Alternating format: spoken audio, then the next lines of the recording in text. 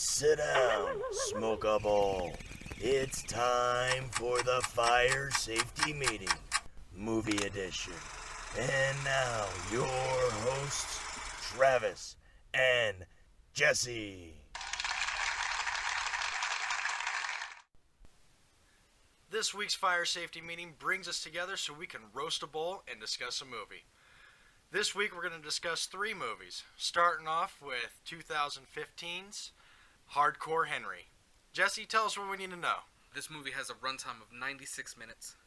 It's directed by Ilya Naishuller, stars Charlotte Copley as Jimmy, Danila Kozlovsky as Aiken, Haley Bennett as Estelle, and Tim Roth as Henry's father.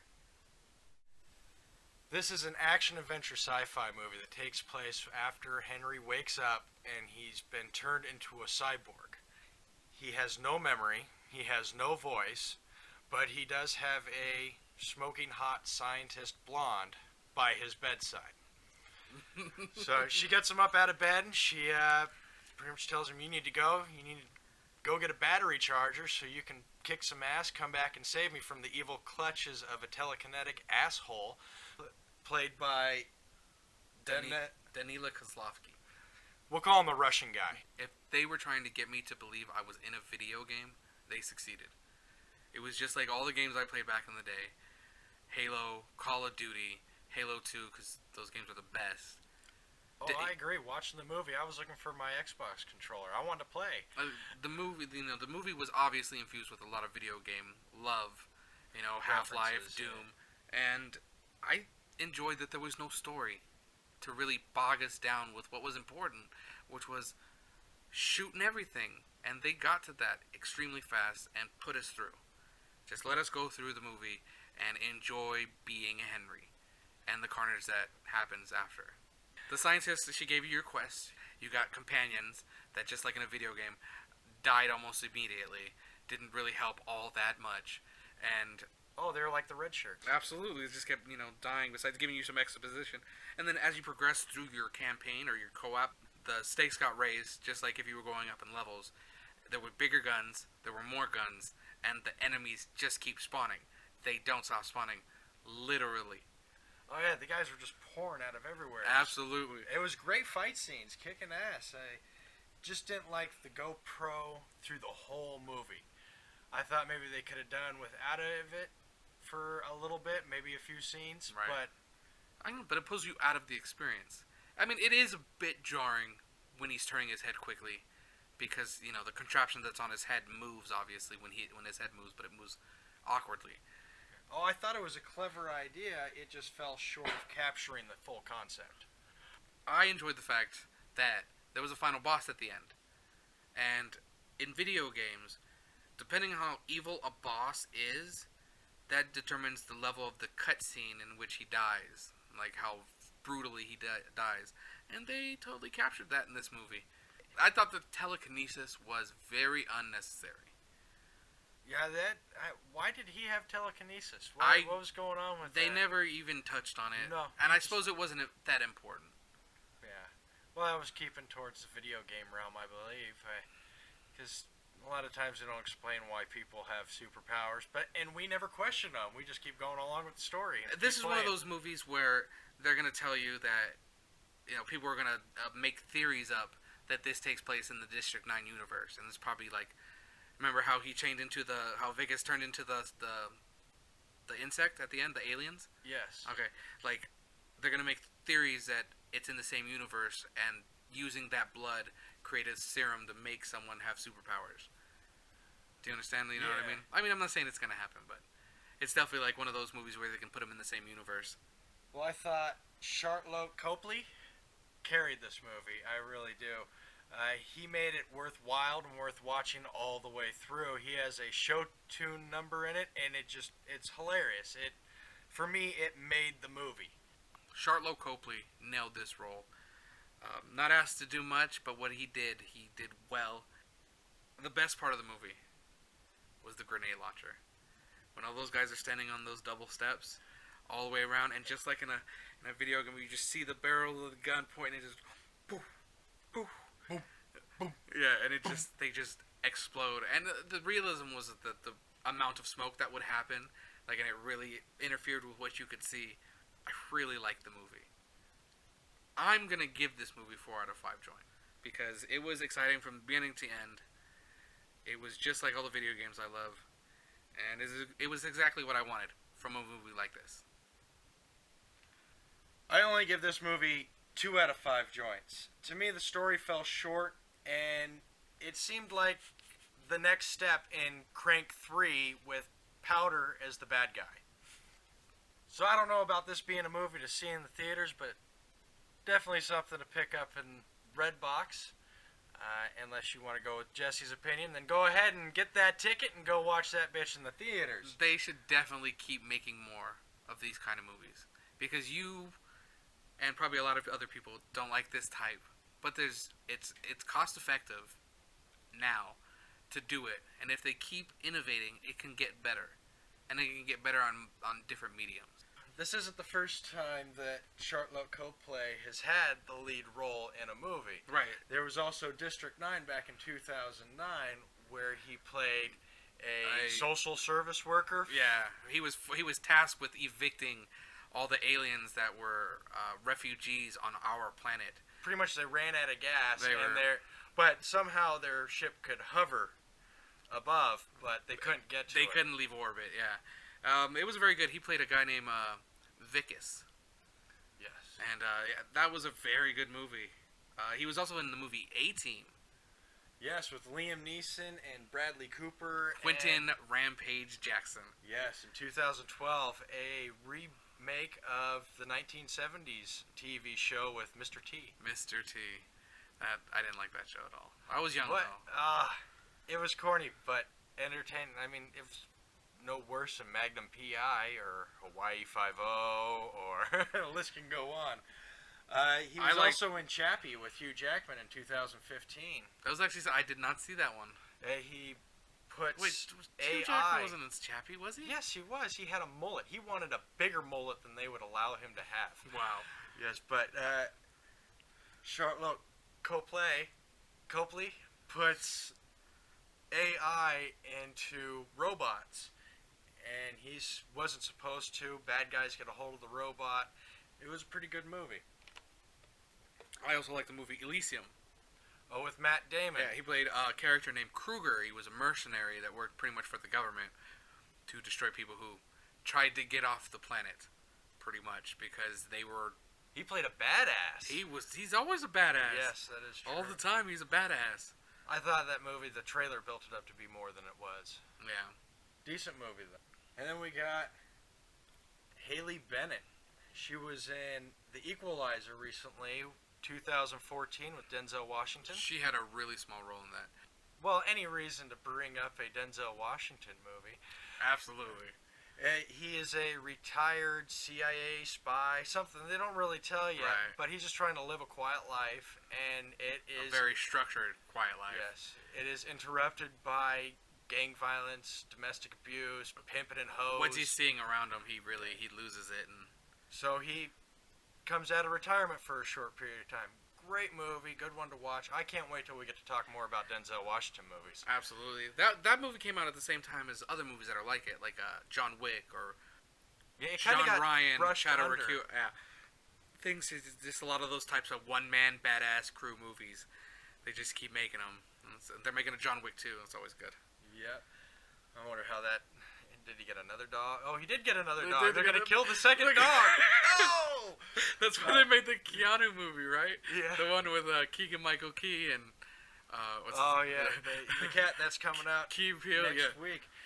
Haley Bennett is also in the upcoming Magnificent Seven, so keep an eye out for her. We also got Tim Roth in this movie. I watched Lie to Me, 2011, a TV show he was in, Okay. for probably half the season till it clicked on me, and I realized that he was in Reservoir Dogs in '92, a Quentin Tarantino movie, and then he was also in Pulp Fiction in '94. He had that small role as the thieves in the restaurant. They make the mistake of robbing Samuel L. Jackson and John Travolta in the diner. One of the best scenes ever in a movie was in that. You should watch it. If you haven't seen that, definitely watch Pulp Fiction. And then he was in the more recent Quentin Tarantino film, Hateful Eight. You like that movie? I have not seen Hateful Eight. I've always wanted to, but I never had the chance. I should watch it. I thought it was a good movie. It's 3 hours long. Oh, It seemed to me more like a Western Reservoir Dogs, but I would definitely recommend watching it. The Incredible Hulk in 2008. Oh, Liv Tyler and Edward Norton. He played Emil Blonsky. He ended up turning into The Abomination. Yeah. All right, so that pretty much wraps up for our actors on our first movie. We're going to take a commercial and be back. But not before we smoke a big fat bowl.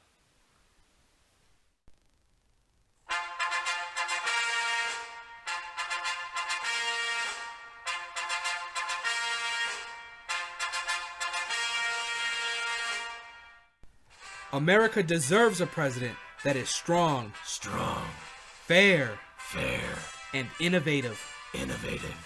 A president that will fight for the people. A president that believes science, technology, and kids are our future. A president that will take on corruption and injustice. He has strong ties with his hometown communities and police departments. Jim. We need a president that will work with local governments. Unlike his rival that does not take the important issues seriously. He laughs in the face of foreign and domestic policies. What a dick. His morals are batty and his values are unhinged. This year, when you enter the voting booth, vote for the candidate that is loyal, honorable, intelligent, and looks damn good in a cape. Vote Batman for president. I'm Batman, and I approve this message.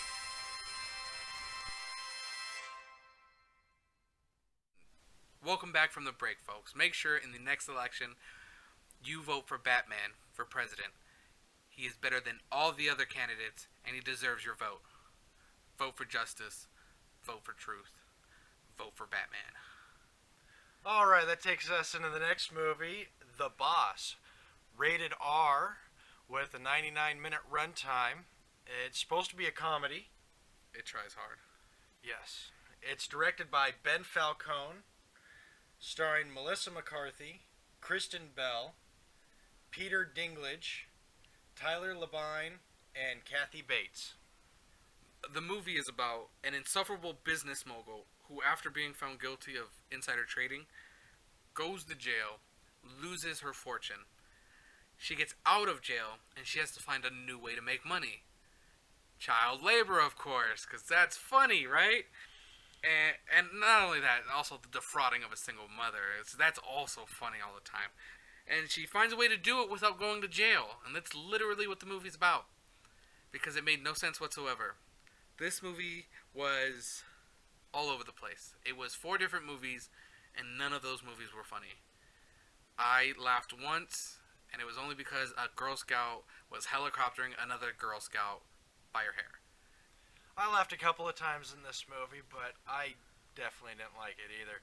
It definitely wasn't for me. It's too much. It was too much. It tried too hard. I enjoyed the business part of it, where she was really trying to buckle down. I mean, with child labor, but the perks she was giving those kids for the amount of cookies they were selling was actually pretty good. They were making a decent money by selling those cookies, but they were all war. Why did she look like a Lucille Ball impersonator? I or don't know. Carol Burnett. I mean, Yeah, it looked like a mixture I'm of trying the to two. think of who she was kind of like, because it was supposed to be like Martha Stewart, but also like some kind of cook or something. All in all, it was not a very good movie. It was boring. It was hard to find the character charming, because hard to relate to the characters. Absolutely. And Kristen Bell really put up with a lot, because the character was just insufferable from beginning to end. Kristen Bell and Tyler Labine and Peter Dinklage pretty much carried this movie. Absolutely. I think we should spend more time talking about them and the good things that these people have done, like Melissa McCarthy has done other movies like Bridesmaids, which was hilarious. She does good as a supporting role, but not a lead. The only movie I really liked her in was The Heat with Sandra Bullock. Which was really good. That was funny. I actually laughed at that movie. But she's a darling. If you've ever seen Mike and Molly, She is fantastic. Oh, she does. That's a great show. I Absolutely. mean, that's pretty much launching her career. I'm not looking forward to the new Ghostbusters, though. I am. Are you? I like Melissa McCarthy.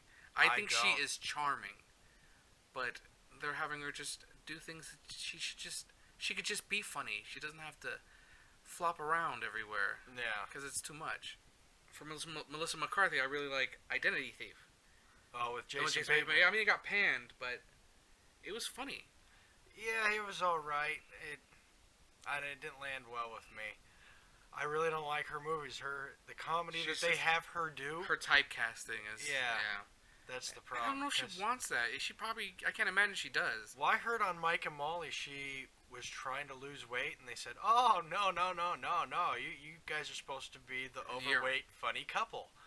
You can't lose weight. So until your contract's over, eat up." Remember Kristen Bell and Forgetting Sarah Marshall with Russell Brand, Jonah Hill, and Jason Segel. Jason Segel. She also had a small part in Get 'Em to the Greek, which also had Russell Brand and Jonah Hill. I liked Get 'Em to the Greek. Unfortunately, she only had a small part in it, but that was a great movie. Absolutely. Very entertaining. She was in the new flick, Zootopia, the kids movie. Did she? she I know played she was Priscilla. also in Frozen. She played Anna. I watched the first 2 seasons of House of Lies. She was really good in that. She was in Frozen. She played Anna. Did you say that already? Yes. Oh. That's Been smoking, folks. marijuana affects the memory. Well, Peter Dinklage. Peter Dinklage. He's in Game of Thrones, my favorite TV show of all time. I know you never stop talking. I know, about it. because you won't watch it, and you need to watch I it. just can't get into it. I You know have- everyone it's- loves it, but I it just is- can't go. Because it is fantastic. That's why everyone loves it. I know. I just can't get into it. I can get my wife in the mini shows, and she loves that show. Seriously. Well, what about something else he's been in? Find Me Guilty with Vin Diesel. You never saw that. I've never seen that. Elf. Elf. He yes. was the businessman, the writer, the famous writer. I am. He played an evil doctor. Oh, Underdog. He was. What Jason Lee did the voice. I know. I didn't see You it. didn't see that? It was actually. I thought it was a good remake of the old cartoon. They could have gone really bad. It had Jim Belushi in it, or John Belushi. John Belushi. I thought it was a good remake. I was hoping for a second one. I thought it was better than Alvin and the Chipmunks. He was in X-Men: Days of Future Past. He played Dr. Bolivar Trask, the one in charge of, Yes. or the one that had created the Sentinels. That's a very important role in the Marvel Universe right there, for mutants at least. Did you ever see the movie Pixels? Oh yes, with Adam Sandler. I actually enjoyed it. I liked it. I really did. I didn't think it was great, but I had fun. But he was pulling all, like, Adam Sandler, all the jokes he's ever done in the past. This was the movie where he put him back into his movie. Yeah. Well, it was great. I mean, he's done some floppers in the recent past, and this one really knocked it out of the park. Kevin James playing the president. Dinklage was also in one of my favorite video games of, the recent past, is Destiny. Sunk a lot of hours into that. He played Ghost, or as I called him, the Dinklebot, because he was the one who gave you the exposition for the story. I give this movie 1 out of 5 joints. It's one of Melissa McCarthy's worst movies. She's capable of more. She is an amazing actress when they put good stuff in front of her. When they have her doing nonsense, it's never funny. Well, I give this movie also 1 out of 5 joints. I'm not a fan of Melissa McCarthy, and this movie really did not entertain me. It had maybe 2 or 3 moments that it got a chuckle, but that was about it. I would definitely wait till it came out on TV. I will definitely wait till Ghostbusters come out. I'm excited for that. So, alright, we're going to take another commercial break and then come back with our third and final movie review of the week.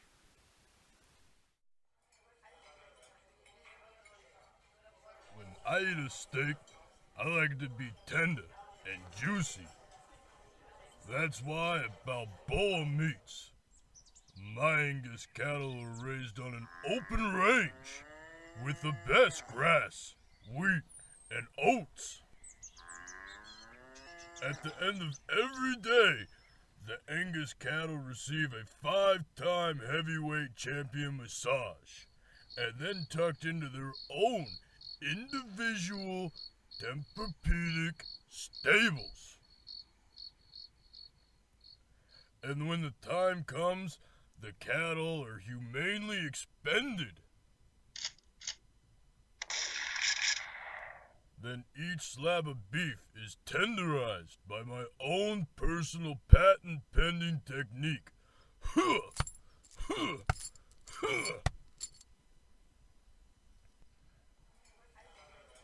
So that every bite of beef melts in your mouth with perfection. I beat my meat, you put it in your mouth at wholesale price. Hey Mick, give me another steak. You got it, Rock. Another steak coming up. It's Balboa Beef at Balboa Meats. Welcome back from the commercial break. Next up, we have 2016's Criminal, with a runtime of 113 minutes, directed by Ariel Vroman. It is rated R. Starring Kevin Costner as Jericho Stewart, Ryan Reynolds as Bill Pope, Gal Gadot as Jill Pope, Gary Oldman as Quaker Wells, Tommy Lee Jones as Dr. Franks, Jordi Mola as Xavier Heimdall, Michael Pitt as Jan Stroop, and Alice Eve as Marta Lynch. This is an action, drama, crime movie that kicks it off with the action first. It's a CIA operative, Bill Pope, played by Ryan Reynolds, is running for his life trying to hide a duffel bag of cash that is supposed to pay off a skilled hacker from nuking the world.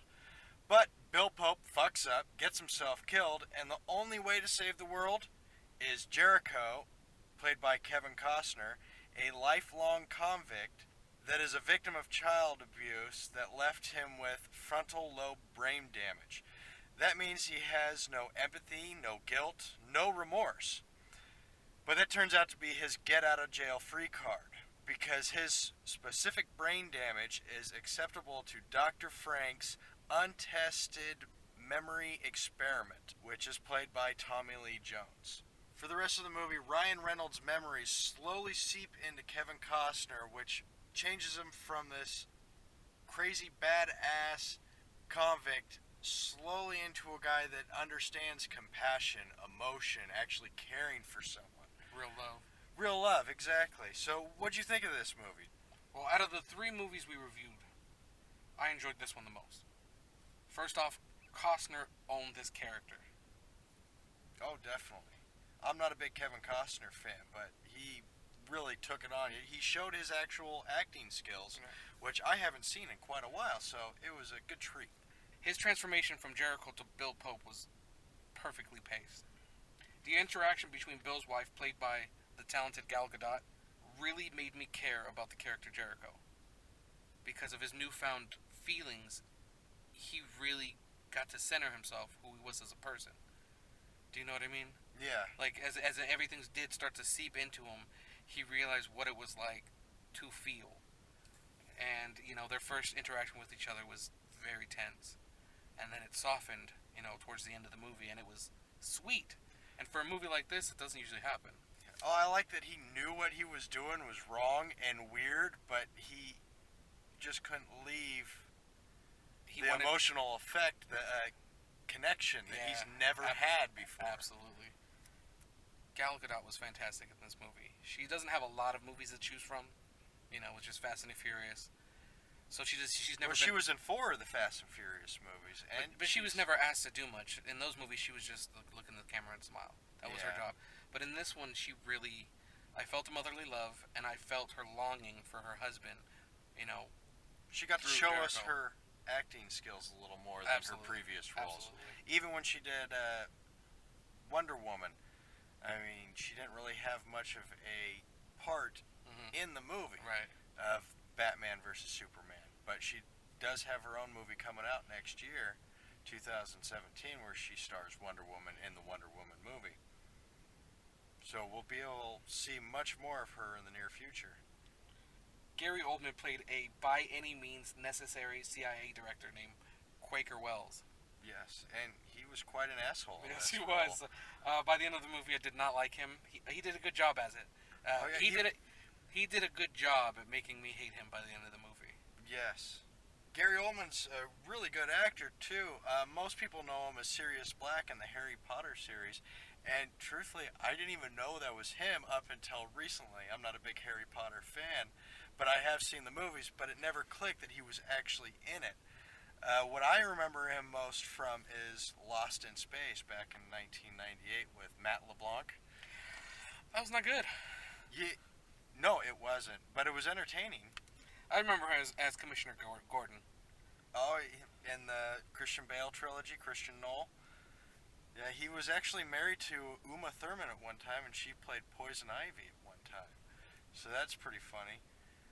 But one movie that he was in that I try to recommend to everyone is 1993's True Romance. Yeah, it's a good movie. So make sure you watch that if you get a chance.